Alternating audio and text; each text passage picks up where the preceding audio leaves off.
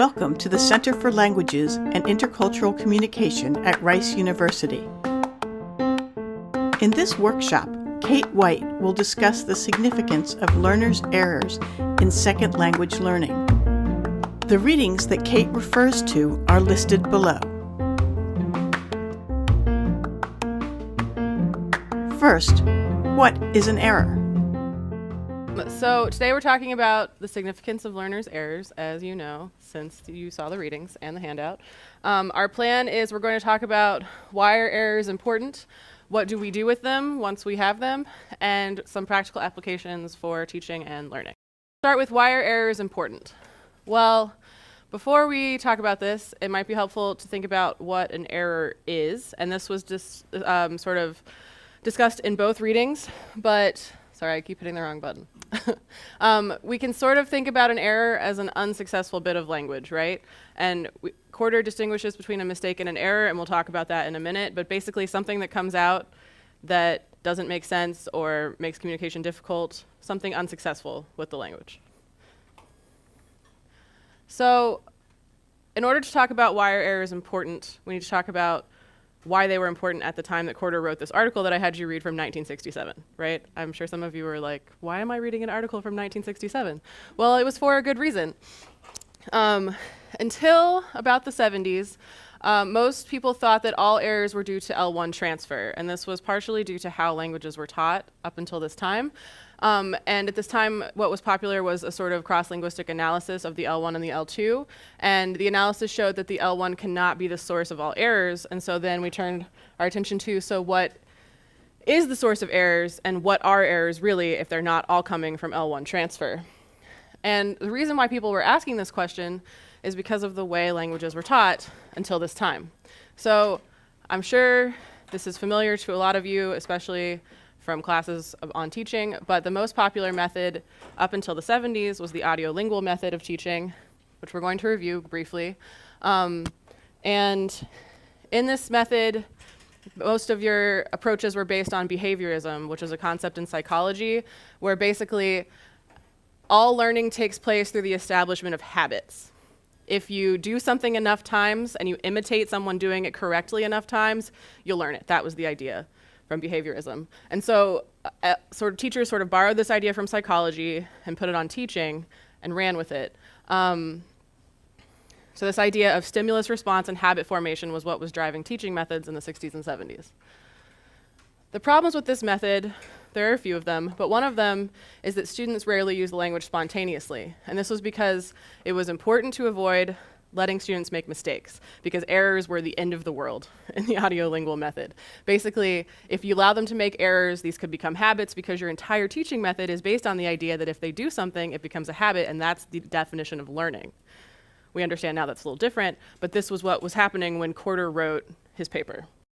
Are you familiar with the audiolingual method? Why were proponents of this method so concerned with errors? Let's look at some examples. In this example, the student says, and in the afternoon, I come home and I washing my dog. The teacher says, I wash, which is a recast, right? The student says, my dog. And the teacher says, every day you wash your dog? No. And then in French, which I can't pronounce, so I'm not even going to try, but he doesn't have a dog, and no, but we can say we do. So it's not important in this example whether or not the student has a dog. What's important is that they say wash correctly, right? And here's another example. This is some students learning English. Repeat after me. Is there any butter in the refrigerator? Class. Is there any butter in the refrigerator? Teacher. There's very little, Mom. Class. There's very little, Mom. Teacher. Are there any tomatoes in the refrigerator? Class. Are there any tomatoes in the refrigerator? Teacher. There are very few, Mom. Class. There are very few, Mom. Right? That seems strange to us now, but this is exactly how you had to learn, because you had to learn with no errors from the very beginning in this method. That was what was assumed. So what are the problems here? What are the drawbacks of pure repetition? I mean, you were giggling, so I was giggling. What are the problems with this method? It's not authentic to the degree that they're going to have to actually use. It's unnatural. Right. How are they learning the language? Memory, and there are these chunks that they're not necessarily breaking down, right? And it's because we're so afraid of them making errors with this method that we have to avoid them at all costs. So, when did this change? Corder introduced a new way of looking at errors in his 1967 article, The Significance of Learners' Errors. First paragraph, he saw that people were either avoiding errors at all costs or treating them as something that wasn't important, they're just annoying, and we should try to get them to stop doing it. And we should ignore them when they happen, because what's important is them saying it correctly and doing it correctly, and these errors aren't something we need to pay attention to. Well, and basically, the idea for audiolingual is that if you teach them perfectly, errors won't happen, and if any errors do happen, it's because we're human and humans make errors. But that doesn't have anything to do with your teaching method. A perfect teaching method will avoid errors. Based on what we just talked about with the audiolingual method, why were Corder's suggestions and ideas considered groundbreaking at the time? How does a change in focus from instruction to learning affect our understanding of second language acquisition? And on page 166, he makes the distinction between mistakes and errors. And I want you to think about, in your own teaching experience, have you seen this distinction? Does it make sense to you? Can you think of any examples? Let's consider these questions. Take a moment to think about the first question. Why were Corder's suggestions and ideas considered groundbreaking at the time? Why were his ideas considered groundbreaking? Do they seem groundbreaking to you now? No, but that's because this is how many years later? A lot. So, but why were they considered groundbreaking at the time? Nobody thought about it before. What does he say that teachers are doing with errors that he sees? They're just sort of, yeah, they're just throwing them out in the trash, right? We don't care about them. And what's he saying instead? We should pay attention to them and analyze them. They give us important evidence, right, about what the students have going on in their minds.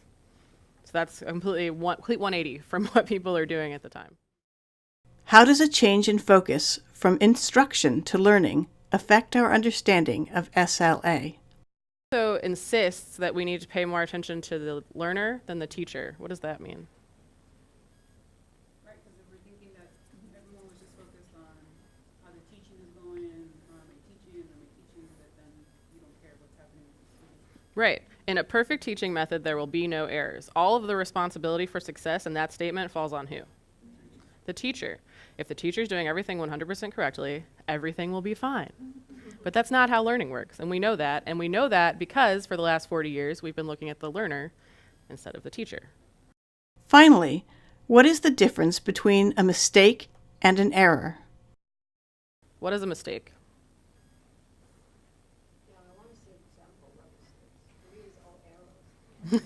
Well, I actually was just talking to Victoria about this, and I have a mistake that I made 3 days ago in an email. I sent an email on Friday, and I wrote here, and I meant to write H-E-A-R and wrote H-E-R-E, and I didn't notice until Tuesday when I was looking at my responses, and I said, wait, that's the wrong, and I'm a native speaker of English, and that's a mistake, right? I know the right here. I was typing too quickly, and I wrote the wrong one. I would call that a mistake. But an error is different because it's symptomatic of their misunderstanding of the concept, or they don't have a fully formed rule, or they can't attach the rule to all of the right things. We're going to look at some examples, but basically a mistake is equivalent to a slip of the tongue, which could be in writing or speaking, and an error is not. So errors are systematic and related to competence. Mistakes are non-systematic and related to performance. So you could just do a mistake in the moment, but do it correctly most of the time. But an error is something that will happen every time you try to use something. So, why do we need to talk about errors? Errors are significant for both learners and teachers and can serve as important evidence about learning. Why are errors significant? Really quickly, Corder says they show teachers how far the learner has progressed. They provide evidence about the process of learning second language for researchers. We know maybe they're going to make this error for a while and then stop. Now we know something about how learning occurs. And they provide learners the opportunity to test their hypotheses about language. If they say something and it comes out wrong, and we're going to see this in one of the activities we do later, the learner makes an error and that makes communication impossible. And what do they have to do? They have to fix it. Are errors always obvious, which is the question that we're asking right now? How do we know? Sometimes errors aren't obvious because learners know they can't do it, so they avoid it at all costs. So sometimes the only way you can get them to do it is by specifically angling the activity at that one thing you want them to do, and then when it doesn't come out, you know that they don't have it. Sometimes, this is the important concept I was talking about with systematic doesn't always mean exactly what you think it means. Language acquisition is sometimes reflected in a decrease in the use of the correct form and an increase in the use of a different rule. Because you might have learned, for example, tengo as a chunk. You know that that's irregular, but you haven't internalized why or when. So you memorize that as a chunk, and then you realize what the rule is for first person singular, and you overextend that to lots of different situations. And we have some examples on the next slide. So new errors might be based on a merging ability to generalize a specific grammatical form beyond the items with which you first learned it. Teno, right? They know that O goes on the end, but they're putting it in on the wrong one because they're putting it on all of them. So they know that rule, so that's encouraging. They know the rule, they've just put it on the wrong place. And here is a specific example of that. I buyed a ticket in English, right? And the argument here is that this learner may actually know more about English than a learner who says, I bought a ticket. Because the learner who says, I bought, might just know that chunk and know nothing else about the past tense. We don't know without further examination of their language abilities. But we know for sure that this learner knows ED means past tense, right? And they're applying it to every verb because that's what they've learned. And eventually that'll even out. But the learner who says bide knows that's a marker of the past tense and is figuring out through trial and error when to use it, right? So that's an error, but it's an error that's a good sign. So errors are evidence, and also as students become more proficient, that doesn't always mean they're going to use fewer errors, right? And that's because of what we just talked about. They might actually use a few more because they're applying all these rules they've learned and trying to figure out when they work, right? So Quarter says, utterance of a correct form cannot always be taken as proof that the learner has learned the systems which would generate that form, especially if they've learned it as a chunk. Over time, yes, you can probably take it that way, but at first, maybe not. And often, only the context can tell us whether something was an error or not.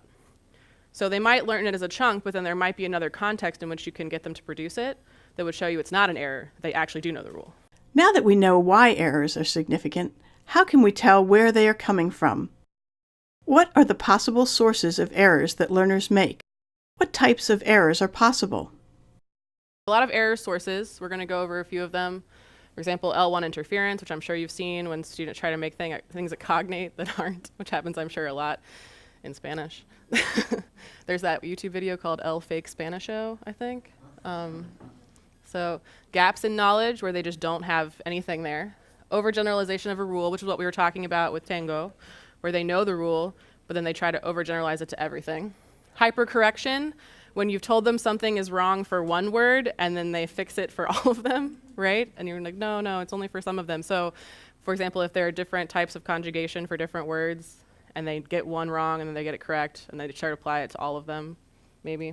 And I have some examples on the next slide. Analogy or false analogy, when one word seems like another word, or grammatical construction, so they try to do it to both. Incompleteness of knowledge, so they know part of the rule, but they haven't quite remembered every time it happens. In Russian, there are some things that happen when certain letters end a word. There's, like, for example, there's the 7-letter spelling rule. They might do it for 4 of the letters and forget the other 3. That would be incompleteness. And misanalysis. They look at a word, they see it, and they put it in their head into this rule, when really it belongs with this rule. Can you think of any other ones? This is just the list that I came up with. L3 interference, right? If they've learned other languages, this is probably true for those Spanish-speaking students who take Portuguese, right? So it's not interference from their L1, it's interference from another L.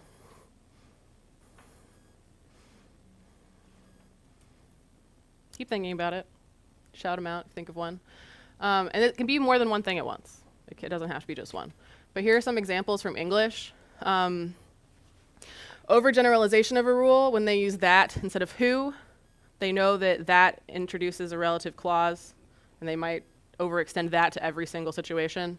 Hypercorrection, not knowing when to say year versus years, and then just saying years all the time. 17-year-old girl. And then child's, well, how is that a false analogy? Plural, right? It's like tango. It's an irregular plural form or a different rule, and so they add s to the end because they want it to be plural, but really it should be children. Incompleteness of knowledge. No one knew where was she. They're trying to do a second clause, and it's not coming out correctly because they don't quite know how to do it, but they are indicating that it's a different person, right? Where was she? Where she was. And they are carnivorous plants, and its name. How is this a misanalysis? This one took me a second when I looked at it in the book that I got it from. If there are a bunch of plants and we're using its, what's wrong with that? It should be there, right? Their name is. But why is it its? Why did the learner think that its would work? Because it looks plural, right? So a misanalysis of how to turn it into the they. But errors can happen in grammar, pragmatics, acceptability. So something might be acceptable in some contexts, but not others. This can be related to pragmatic spheres or politeness. Pronunciation, vocabulary, and word order. One of the examples from the previous slide was word order, where was she, where she was. So these are all different areas that errors can occur in, and maybe you'll see them at different levels of proficiency, but errors aren't just grammar. Other types of errors may include spelling and orthography. Now, return to the learner. Why is it important to talk about the learner instead of the teacher? One of his overarching points is that we can't make any advances in teaching until we start thinking about what learners are doing, what they're bringing to the classroom, what's going on in their brains. And he actually states his sort of big thesis for us really nicely. The position taken here is that the learner's possession of his native language is facilitative, and that errors are not to be regarded as signs of inhibition, but simply as evidence of his strategies of learning. So he makes this point about the native language because at this time we thought all errors were coming from the L1, right? It was all L1 transfer. And he's saying, no, that's actually helping them, their L1 knowledge. And also errors are helpful to us because they're showing us what's going on in their system. And this was the quote that I put in the handout that I sent out. But basically the idea is we need to stop trying to impose this teaching method that we think is perfect on top of learners, and then instead pay attention to how they learn and try to build our teaching method from that point of view, which is what we've been doing since then. But that's the big takeaway from Corder, and that's why he was so important. After Corder published his article, researchers and teachers began to focus on determining the role of instruction in second language learning. Importantly, more learner-focused methods of teaching have emerged. Because Corder shifted our focus to learners and learning processes, we began as a field to consider what errors can tell us about second language learning. Errors can serve as important evidence for teachers. Also, it is vital to remember that errors occur in context. What counts as an error in one context may not in another. Now, what should teachers do with errors? What do we do with errors now that we've identified them and sort of know what they are, right? And sort of our understanding of errors will probably become better once we look at some examples. But what do we do with errors? Well, as Lightbound states in 1980, one of the most important accomplishments for SLA is showing that learner language has structure. And this is Selinker's idea from 1972 that L2 learners' internal linguistic system is worthy of study in its own right, and it's not just a corrupted version of the L2. And the reason we know this is because of errors. I've just answered the question for you. So because errors are systematic and not just random, we know that there's a system that's working somehow in their minds, and that's how we know that the inner language, or whatever you want to call it, some people don't call it an inner language, exists. But we're going to call it an inner language because it's easiest. And so, for example, teachers and learners cannot read learners' minds, so you have to infer what they know from what they do. And we know this because that's how we test them, right? We try to figure out what they know from what they do in performance. And we also know that learners produce sentences that are not exactly like those they've heard. So that audiolingual method where you have them repeat after you, that doesn't mean the sentences that they produce are going to be those sentences. And that's because they have this other knowledge that makes sentences come out in a variety of ways. Right? So Mariam was just telling me, when you teach them a reflexive ending, they put the reflexive ending on everything for a while. There's a system at work. It's saying maybe this is reflexive, maybe this is reflexive. It's not random. And their cognitive processes and prior knowledge interact with the language they hear around them and then cause them to produce versions of the L2, right? And it's systematic. So their interlanguage is a developing system with rules and patterns that they're sort of using and figuring out at all times, and it's not just an imperfect or corrupted version of the L2. It's obviously not the target language as we understand it from a native speaker point of view, but it is something that's sort of on the way there. It's helpful to think of it like a, I just forgot the word in English, continuum. So it starts from nothing to L2, and they're working their way there. They're figuring it out through trial and error, what actually is correct and what's not, what works and what doesn't, and getting there. So, what is the systematic version of the second language that learners have? Learners developing second language knowledge, it may have characteristics of the first language, characteristics of the second language, or other languages they've learned. Some characteristics that seem to be general and tend to occur in most interlanguage systems, so patterns of learning that we see across languages. Interlanguages are systematic, but they are also dynamic, and they're constantly changing as they receive more input and are able to test their hypotheses of how language works. Errors are a natural and valuable part of the language learning process because they're the way that they test their hypotheses, right? They reflect these patterns that learners are developing in their interlanguage. They show gaps. They show all these things we talked about, overgeneralization, analogy. We see that through their errors, and that's the way that their system is sort of becoming more concrete in certain areas, right? Learning where things work and where they don't. In the following discussion, Kate will refer to a chapter from the book Interlanguage, 40 Years Later, listed below. In this chapter, Bardovy-Harlig looked through 3 of her past studies for evidence of the state of learners' interlanguage. She also introduced the idea of the development of alternatives. What I really like from this article is this statement that she makes. We consider what forms are available to the learner in their development of alternatives.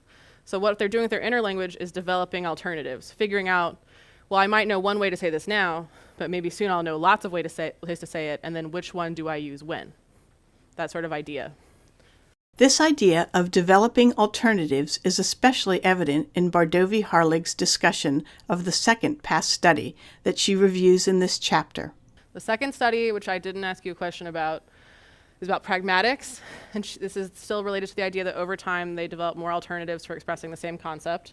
So in this way, grammatical knowledge and pragmatic ability are linked. So the example she used was the yeah, but no, but yeah thing.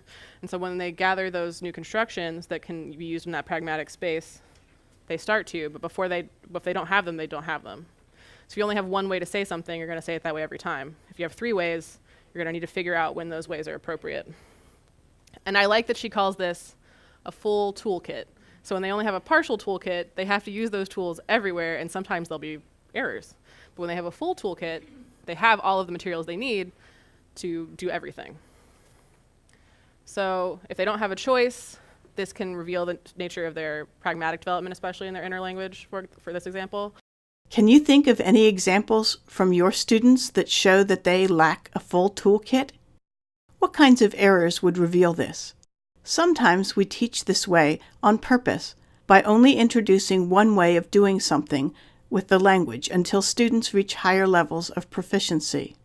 In reviewing the third study, Bardovy-Harlig found that learners often make errors when attempting to produce conventional expressions such as "I'm just looking" or "sorry I'm late" in English. These phrases might be learned as chunks, but they are also affected by the state of the learner's interlanguage grammar. This causes learners to produce such incorrect versions of these phrases as "I just look," "just I'm looking," or "I'm sorry for late," among other examples that you can find in the chapter.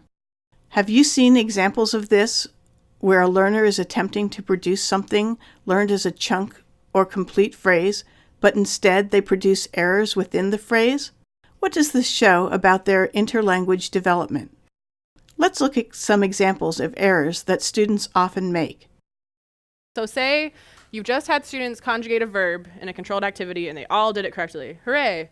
But then in a more open-ended activity, they make errors. I'm sure you've seen this happen because I have. So what does this show you about the state of their interlanguage? Take a moment to consider this question. The difference here could be a lot of things, right? Which maybe some of you touched on. Maybe in the activity there were 2 verbs. And then in this other activity they've had to use a bunch more. So they can do it right with some, but not all of them. So they have some of the rule, but they can't do it consistently. And that's just that it's not fully formed. Or maybe some of these are irregular, and all of a sudden they start attaching regular endings to them. So there's different ways that this could come out, and sometimes the error will be obvious and it's systematic. Sometimes it won't. But often this situation, the type of error they're making with the conjugation will tell you a lot. And it kind of depends on what this error is. In the next part of the workshop, Kate introduced 2 activities that were adapted from the book How Languages Are Learned, which is listed below. We recommend that you also try these activities. More information on where to find them is provided below. In the final part of the workshop, Kate discusses practical applications for teaching.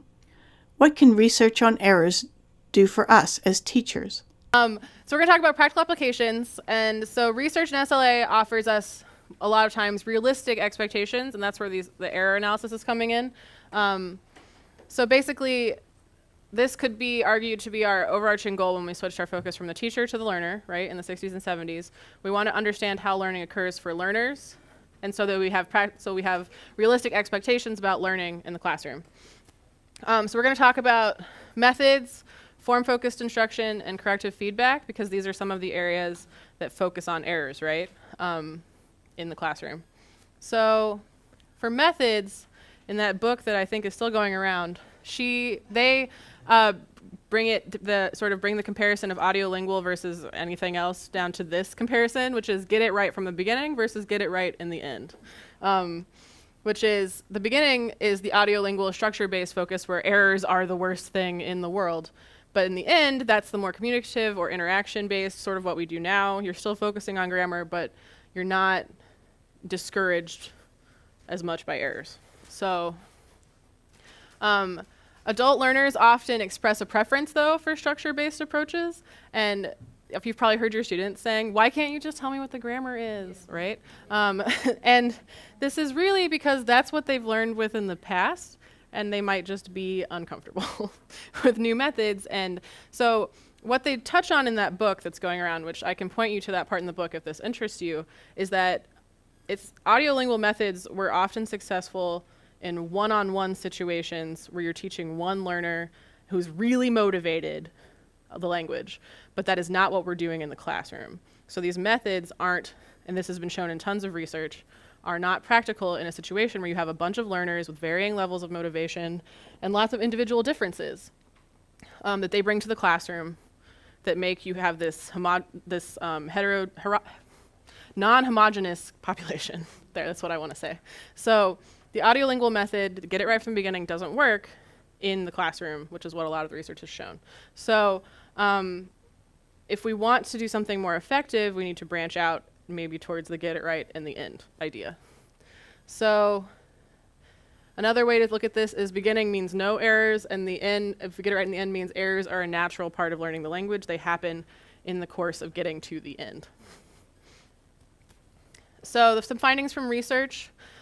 Focusing on no errors often leads to no communicative competence, because you don't want them to communicate, because they don't get the spontaneous practice, right? You just want them to say it exactly right all the time, which means they're not producing any of their own speech. They're just repeating what you're saying. Opportunities for freer communication in a lot of research do not cause learners to do less well on measures of accuracy. So giving them this opportunity for spontaneous speech doesn't mean that they're overwhelmingly less accurate than the other students. So it's not going to be bad for them to practice. And learners benefit from opportunities for communicative practice when the focus is on understanding and expressing meaning. So one of the things that was really discouraged in previous methods was letting learners talk to each other in class, when this is actually a really good opportunity for them to get lots of input. So in the audiolingual method, it was discouraged because they might learn errors from the other student, right? That's the idea. But although learners cannot always provide each other with the accurate grammatical input 100% of the time, they're offering communicative practice, and a lot of the time, if there are errors, this breaks down the communication in such a way that they have to fix it, right? You've probably seen that happen. So an example of this is from Long and Porter. They found that learners were more likely to talk more with other learners than with native speakers. So they compared all these conversations and amount of speech, and the learners talked a lot more with their peers than with a native speaker, maybe because of intimidation, maybe for lots of reasons. But the other really interesting thing from their study is that when they spoke with someone on their own level, they produced fewer errors. But when they spoke with someone who's also a learner at a more advanced level, they made more errors, but they also produced more speech and pushed themselves to use things that they didn't use in the intermediate conversations. So they're getting something different out of all these conversations. Maybe all of them are good for them, but you can have different expectations about what will happen. In a same level conversation, they might make fewer errors and just get general practice. In a same level, advanced level conversation, they might push themselves to try new things and make more errors, but they're trying out things they're not going to produce with someone at their own level. So they're going to get different practice. So that's maybe a situation where you can get that expectation when they work with a tutor, right? Where we have them go see the tutors versus when they speak one-on-one in class or speak with each other in class. So why do students need to practice? Well, this is where we're going to talk about form-focused instruction. In this study in 2012, they looked at 2 types of form-focused instruction. In one situation, it was integrated into a communicative activity, a practice. In another situation, it was separate.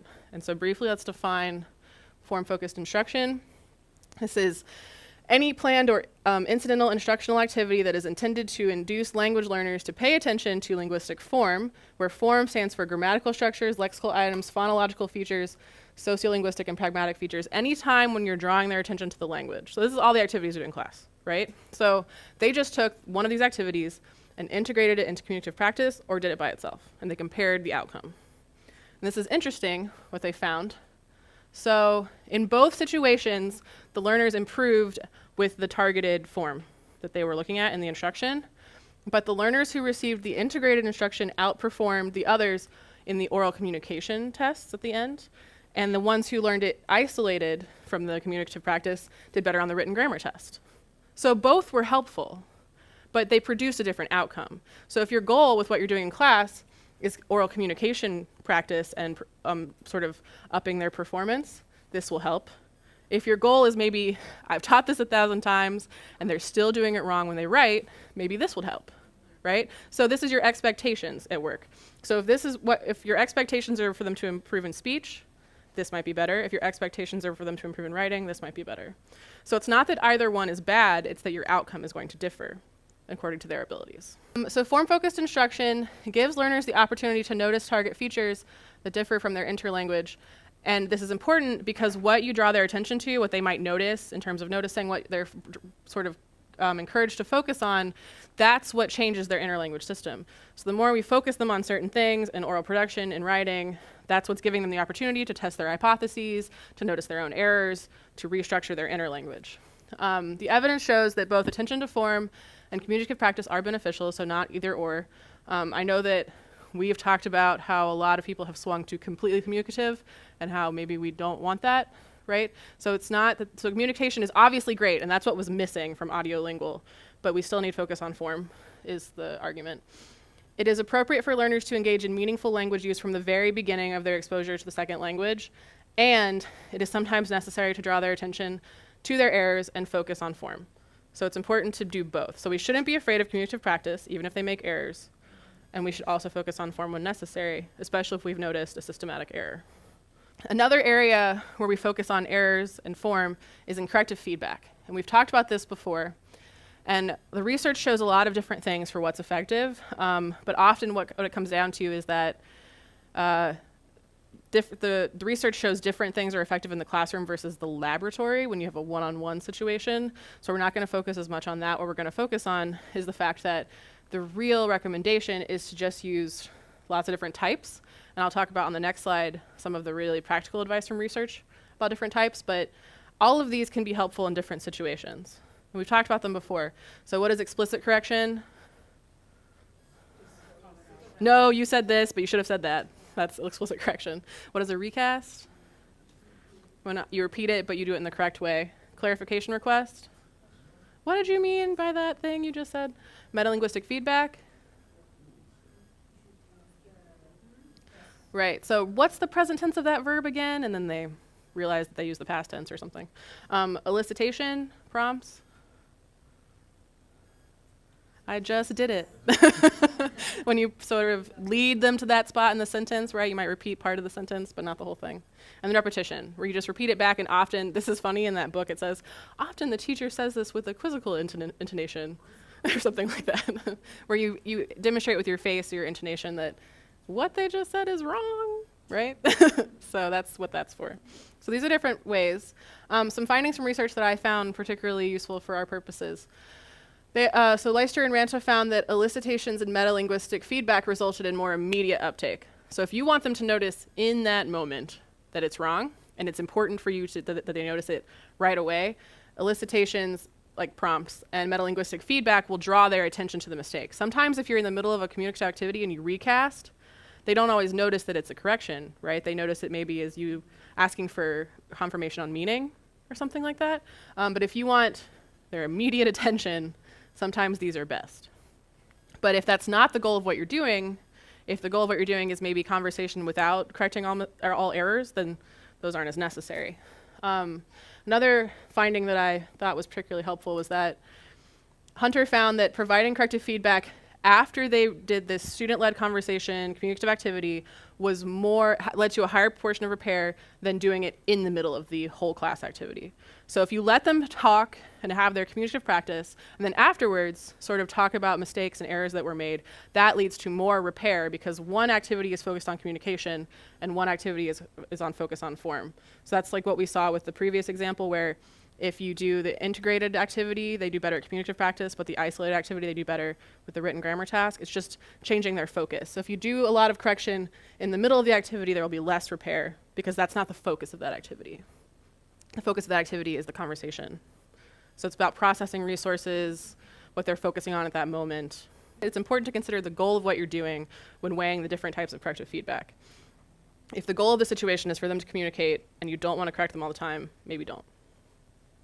But if it's really important in that moment that what they said is really wrong, maybe it's necessary. So it's just depending on what your goal is for that activity and for that day in class. Do you think you have a preference for using a particular type of corrective feedback in your teaching? Why? Take a moment to consider how you use corrective feedback. To conclude, how can you help your students do their best, and what can you expect from them in terms of learning, making errors, and correcting errors? So helping learners do their best includes the provision of explicit form-focused instruction and corrective feedback on errors, but it does not mean that learners should be expected to adopt the correct form or pattern immediately or consistently. So you might correct them in the moment, they might repeat it, they might say, oh, right, that, but they're not going to do it every time correctly, and we should just expect that to happen, right? We're all familiar with that. We teach them, this is like the girls with the reflexive verb. They tried so hard, but they just don't have it yet. So they're going to make errors, and it's going to happen a lot. You probably experienced the need to repeat feedback on the same error many, many times. Sometimes it just takes a bunch of times. It's just how it is. And errors are a natural and a valuable windows into the interlanguage. So it gives you an idea of what's happening in their head. So they're great. They make an error, you say, oh, well, that's not quite there yet. We need to practice more with this. For communicative practice, allowing learners to interact freely is beneficial because all languages input, as I said a minute ago, cognitive processes that allow them to learn from input are working all the time. So any activity where they're negotiating meaning, like I said, or they're practicing that has a goal, anything like that, it's still good for them because they're hearing the language from each other. The benefits of pair and group work far outweigh the disadvantages being this concern for errors that was something we were concerned with in the past. And communicative practice provides learners with opportunities to test their hypotheses. So this is what we saw in these activities. They're trying what they think is correct and then realize it's not, and they have to fix it. And so just to wrap up, errors are significant and occur in context. They provide us with important information about learners' interlanguage development. They may provide evidence of learners' abilities beyond the task at hand. So like with what we said with Bardot-Harlig, we could see that they were trying to do the right thing but didn't have the linguistic material. So you know that they have the concept but not the materials they need. And they can encourage noticing and learning during communication and interaction. This is part of focusing them on what they seem to not quite have all the way, especially if an error breaks down communication. And it helps us help them because when they make an error, we realize what's wrong so we can fix it. So that's everything. Thanks. Thank you for watching.